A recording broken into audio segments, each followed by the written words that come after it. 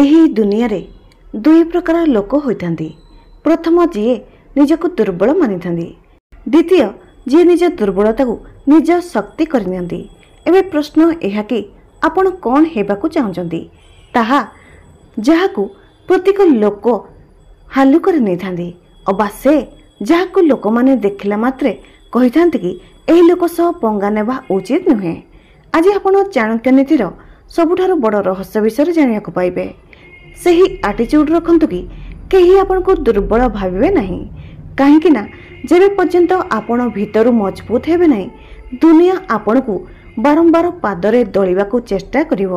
ଯଦି ଆପଣ ନିଜ ଜୀବନରେ କିଛି ବଡ଼ କରିବାକୁ ଚାହୁଁଛନ୍ତି, ନିଜ ସ୍ୱପ୍ନକୁ ସତ୍ୟ କରିବା ପାଇଁ ଚାହୁଁଛନ୍ତି, ତ ଆପଣଙ୍କୁ ନିଜ ଆତ୍ମବିଶ୍ୱାସ ଏମିତି କରିବାକୁ ହେବ କି ଲୋକମାନେ ଆପଣଙ୍କୁ ହାଲୁକାରେ ନେବାର ଭୁଲ କରିବେ ନାହିଁ। ଆଉ ଏହି ଆତ୍ମବିଶ୍ୱାସ ଆପଣଙ୍କର ସବୁଠାରୁ ବଡ଼ ହତିଆର ହେବ। ଲୋକମାନେ କାହିଁକି ଦୁର୍ବଳକୁ ଦୁର୍ବଳ ଭାବିଥାନ୍ତି? କାହିଁକି ଦୁନିଆ କେବଳ ଶକ୍ତିଶାଳୀ ଲୋକଙ୍କର ସମ୍ମାନ କରିଥାଏ? କାହିଁକି କୌଣସି ଗରିବର କଥା ଶୁଣାଯାଏ ନାହିଁ? ଏହାର ଉତ୍ତର ବହୁତ ସିଧା ଅଟେ। ମଣିଷ କେବଳ ତାହାର ସମ୍ମାନ କରିଥାଏ ଯିଏ ନିଜର ସମ୍ମାନ କରାଇବା ଜାଣିଥାଏ। ଯେବେ ଆପଣ ନିଜକୁ ଦୁର୍ବଳ ଭାବିଥାନ୍ତି, ତ ଦୁନିଆ ବି ସେହିପରି ବ୍ୟବହାର ଦେଖାଇଥାଏ। ଯଦି ଆପଣ ନିଜର ଭ୍ୟାଲୁ ବୁଝିପାରିବେ ନାହିଁ, ଆଉ କିଏ କ'ଣ ବୁଝିବ?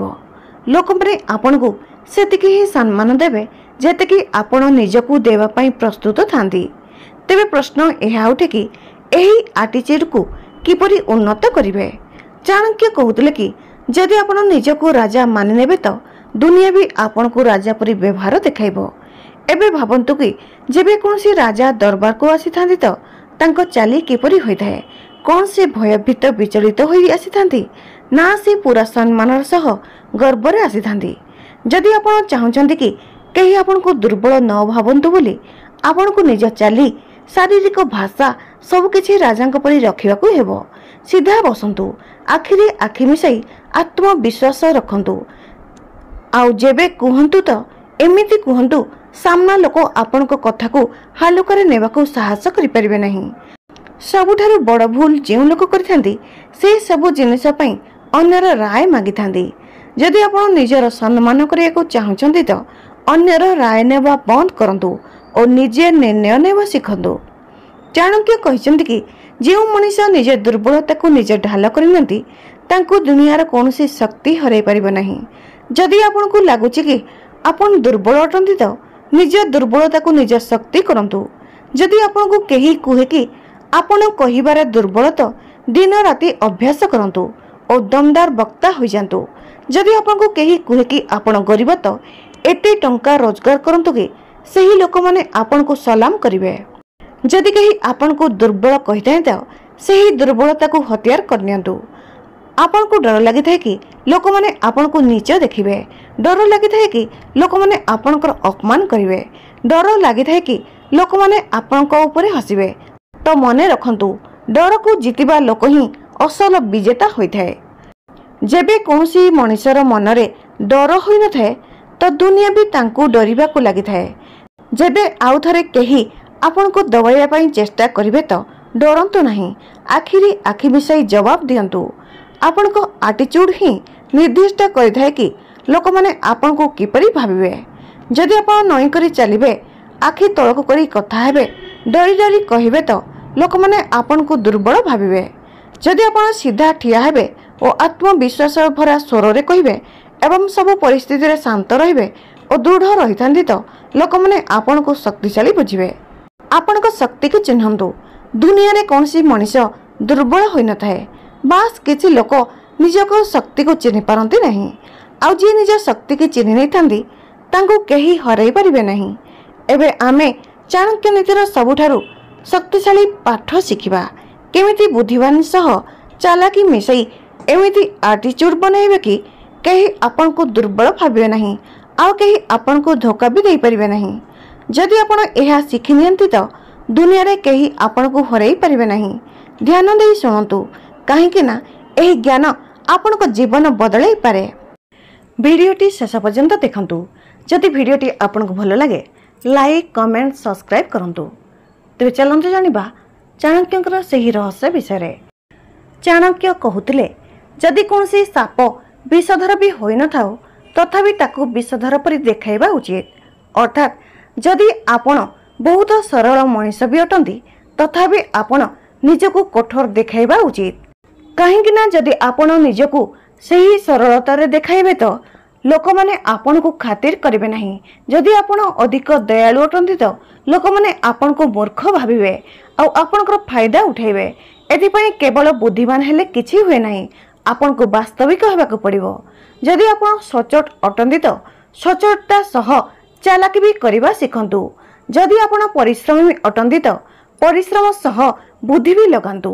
जदि आपण काहा उपरे भरोसा करूछंती तो तांको परीक्षा भी करंतु। केवल ज्ञान हेबा पर्याप्त नुहे, सही ज्ञान को सठिक उपाय व्यवहार करिया भी आसीबा दरकार। किछि लोक चालाकी और धोकेबाज को एकापरी भाबी नहीं थांती आउ एहा सबुठारु बड़ भूल होइथाय।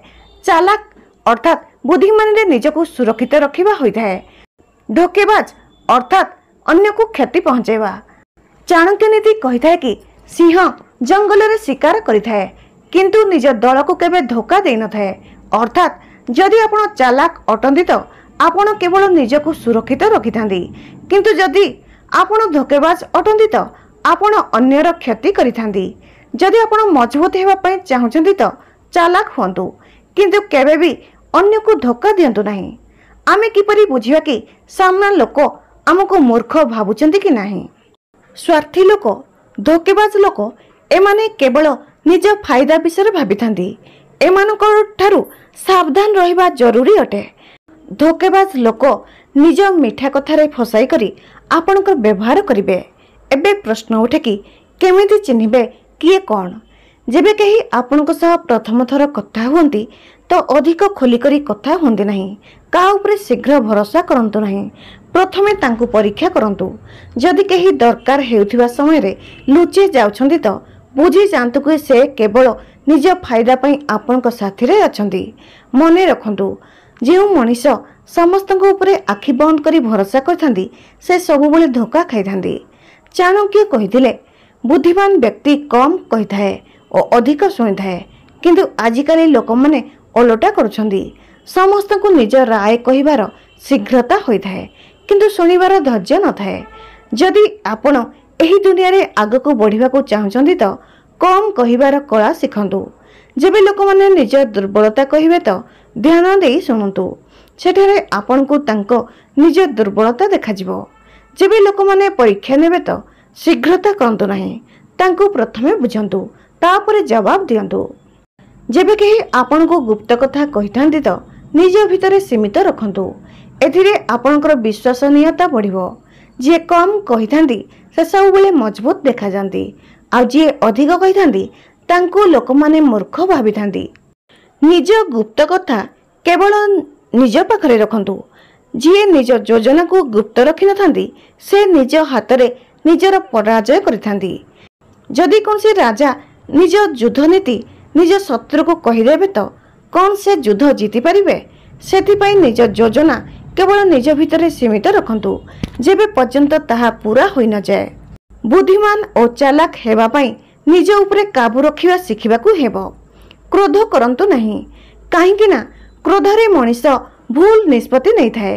लोभ करंतु नहीं, काहेकि ना लोभरे मनीष धोखा खाई थाए। जरूरी ठारू अधिक भावनात्मक हुंतु नहीं, काहेकि ना दुनिया भावनात्मकर फायदा उठै थाए। जे मनीषर निज उपरे नियंत्रण होई थाए से ही वास्तव में शक्तिशाली होई थाए। आज चाणक्यंकर गूढ़ रहस्य को जानिबा किपरि लोकंकर मानसिकता को जानिकरी निज रणनीति करी निज शक्तिर सदुपयोग करी दुनिया को निज इशारा रे चलाई परिबा।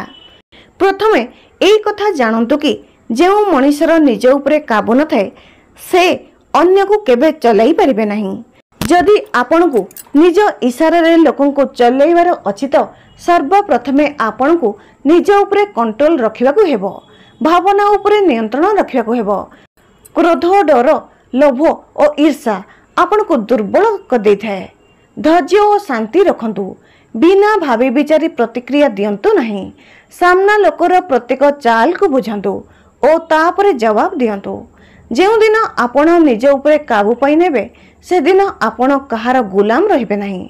बरम दुनिया आपणकर अनुसरण करिबो। जदि आपण सामना लोकर मानसिकता को पढ़ी पारुछंती तो आपण तांकर गोटे स्टेप पूर्वरु आउ गोटे स्टेप आगरे रहिथांती। असल शक्ति चारोटी जिनिस रे आसी थाए। जो मनीष चालाकी रे भाबी थाए और उचित निर्णय नहीं थाए से सबुठारु शक्तिशाली होइथांती। आत्मसंयम जी आत्मसंयमी होइथांती से अन्य को नियंत्रण करिथांती। एकुटिया व्यक्ति दुर्बल होइथाए किंतु जदि आपणक सह शक्तिशाली लोक अछंती तो आपण भी शक्तिशाली होई जांती। उचित रणनीति बिना योजना रे कौनसी काम करिबा बेकार होइथाए। उचित रणनीति ही आपण को अपराजय करिथाए। जदि आपणक पाखरे एही चारोटी शक्ति अछि तो दुनिया आपणक इशारा रे चलिबो। जहा पाखरे बुद्धि नहीं तांको शक्ति भी बेकार। जदि आपण सबुठारु शक्तिशाली हेबाकू चाहुचंती तो सर्वप्रथमे निज बुद्धि को तेज करंतु। आ बुद्धि को तेज करिया पई पढ़ंतु और शिखंतु। महान लोकंकर कथा को बुझंतु और शिखंतु। लोकंकर मस्तिष्क को पढ़िबा शिखंतु। सामना लोकर भावना को बुझंतु और ता अनुसार खेल खेलंतु। सबु जिनिसर गभीरता रे विश्लेषण करंतु। शीघ्रता करंतु नहीं। सबु स्थिति को बुझी निष्पत्ति नियंतु। जहा पाखरे सबुठारु तीक्ष्ण बुद्धि थाए से सबुठारु बड़ खेलाली होइथाए।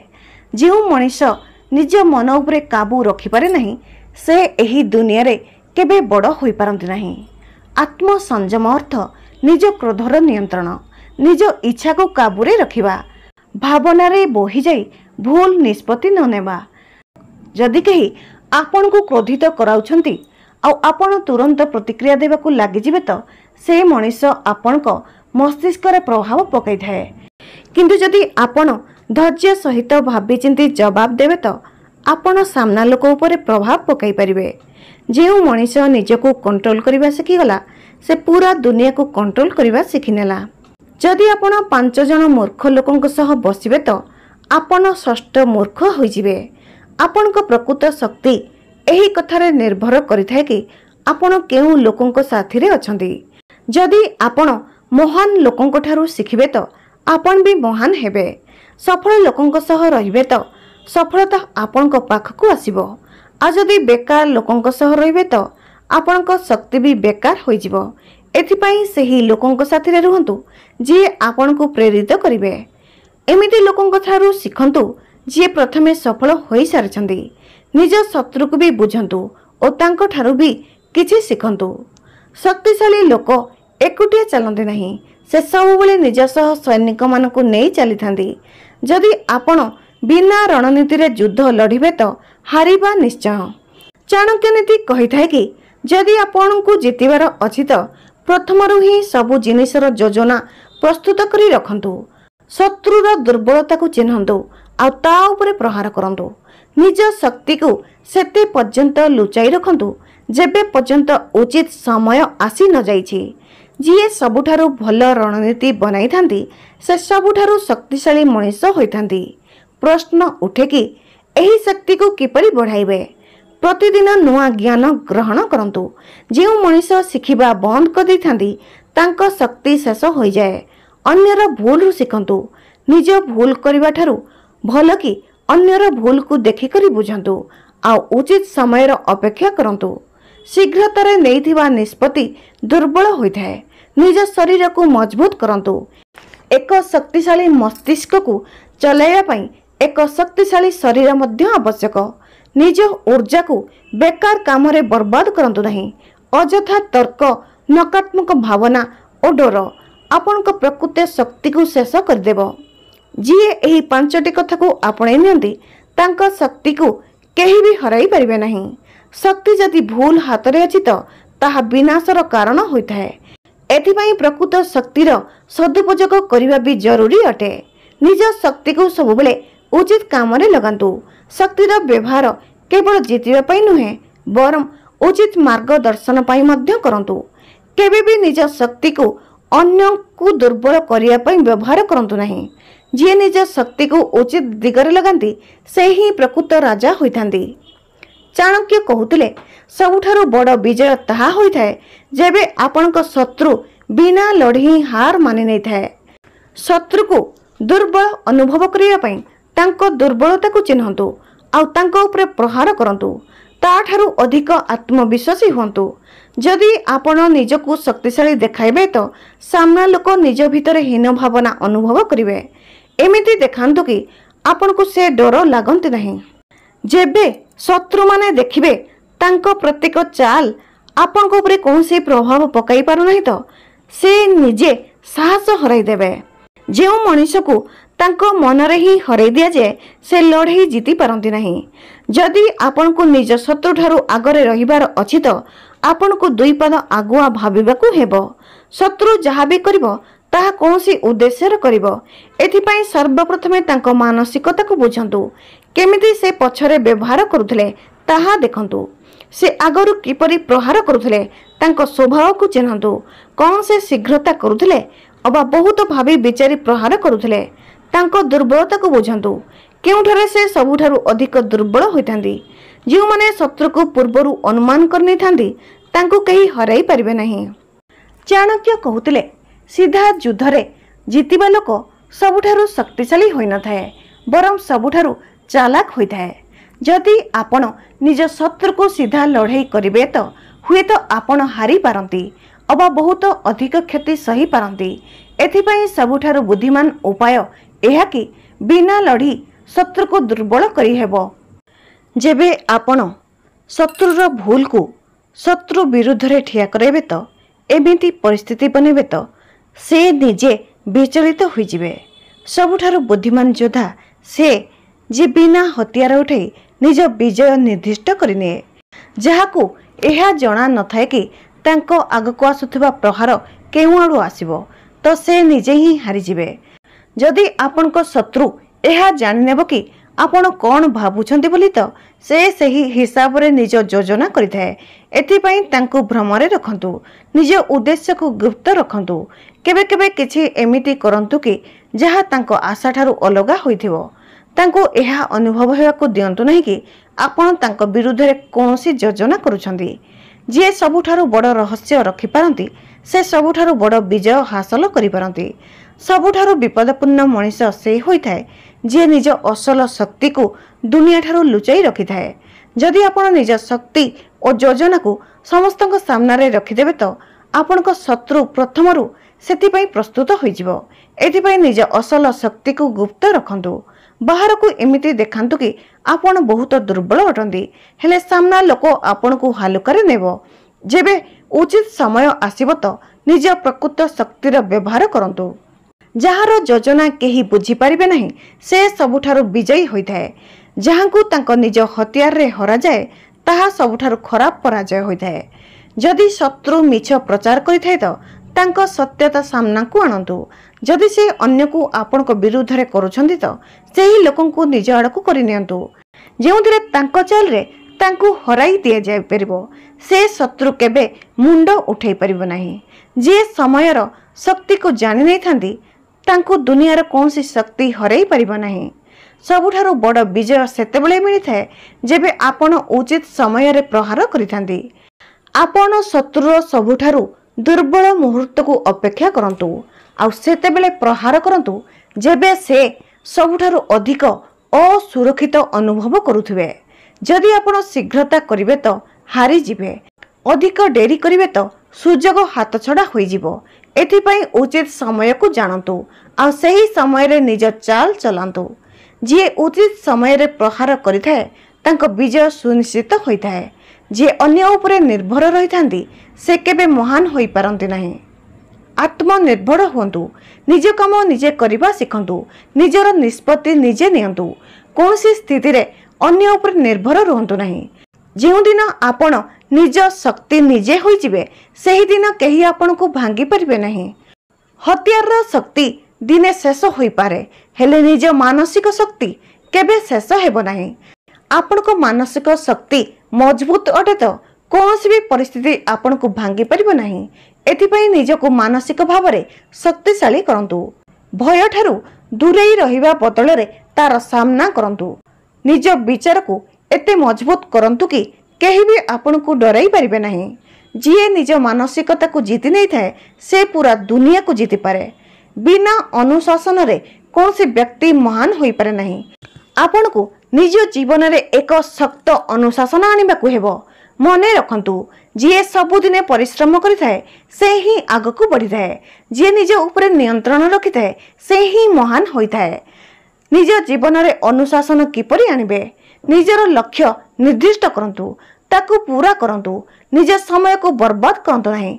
निज मन भावना और शरीर ऊपर नियंत्रण रखंतु। जहाकू निज ऊपर नियंत्रण अछि तांको केही हरई पारंती नहीं। जदि आपनक भितरे डर अछि तो लोक माने आपनकर फायदा उठेबे। एथिपई डर को निज शक्ति करंतु। जेउ जिनिस आपनको डराई थाए ताहाकू बारंबार करंतु। निज मन को एते मजबूत करंतु कि केही आपनको हलई पारिबे नहीं। डर को जेते अधिक डरिबे से सेते अधिक डराइबो। जदि आपनको बंधु दुर्बल अटे तो आपण शक्तिशाली होई परिबे नहीं। आपनको संगति आपनको बल निर्धारित करिथाए। जदि आपण खराब लोकन सह रहिबे तो आपनको शक्ति धीरे धीरे नष्ट होई जिवो। जदि आपण बुद्धिमान अटंती तो सबु समस्यार समाधान करि परिबे। निज अनुभव रो सिखंतु और ताहाकू तार शक्ति करंतु। जे निज मस्तिष्कर शक्ति को चिन्हि नियंती से दुनिया को हलाई दे परिबे। जदि आपण निज ऊपर विश्वास करिबे नहीं तो दुनिया भी आपण को दुर्बल भाबिबो। जेउ लोक निज ऊपर विश्वास रखिथांती दुनिया केबे तांकू दुर्बल भाबी न थाए। आत्मविश्वास किपरि बढ़ाइबे? सबुबेले कहंतु कि मु समस्तन ठारू भल, सबु कार्य को आग्रह रे करंतु। डर और संकोच को निज मस्तिष्क बाहर कर दियंतु। जहार आत्मविश्वास अतुट होइथाए तांको विजय निश्चित होइथाए। आपण दुनियार भावना अनुसार चलिबे तो आपण केबे विजयी होई परिबे नहीं। सफल से होइथांती जे अन्यर नकारात्मक भावनार खातिर करि नथांती, बरम निज भावना उपरे भरोसा रखिथांती। लोक माने कोन कहिबे एहार चिंता छाड़ी दियंतु। निजर योजना करंतु और ता उपरे काम करंतु। जेउ मनीष निष्पत्ति निजे नै थाए से ही दुनियार असल विजेता होइथांती। जी निज भितरे सुधार आनी थांती से आगको बढ़ी थांती। निज भूल को दोहरांतु नहीं। प्रत्येक दिन निज लक्ष्य पई पाद आगको बढ़ांतु।